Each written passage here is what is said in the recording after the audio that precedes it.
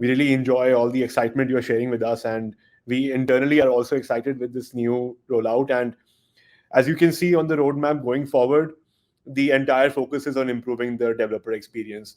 We have rolling out these significant changes across form factors, from IDE to console to CLI to metadata changes. And we realize that there will be still a lot things to improve as you go through. We really encourage you to try DDN Alpha out. We'll send you the invite right after this call.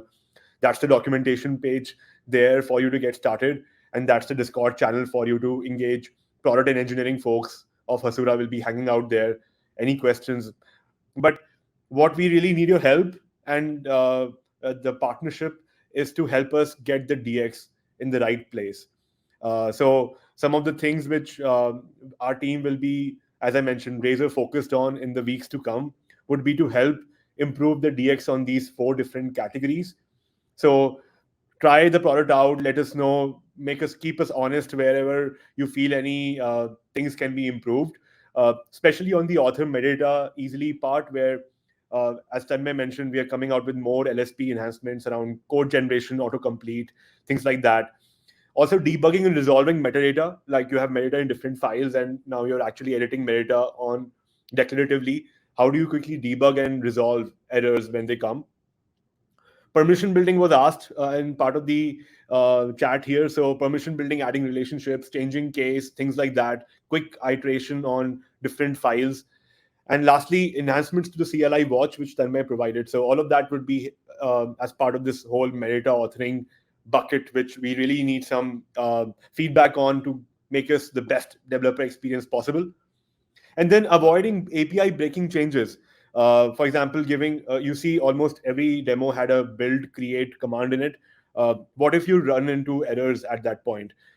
Giving you a dry run mode, giving you compile time guarantees, giving you improved error handling at that point so that you can go to production confidently. And once you go to production confidently, we'll bring up with an operational health dashboard for easy troubleshooting and monitoring, kind of an advanced monitoring tab of what you see in V2.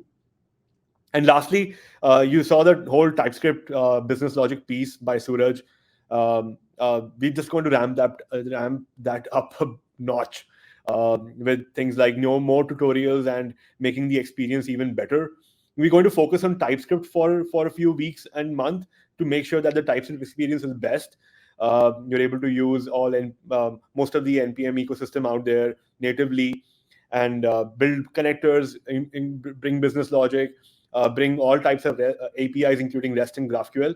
And then we'll move into other programming languages out there. Thank you for sharing feedback. Good to see C# there on the board.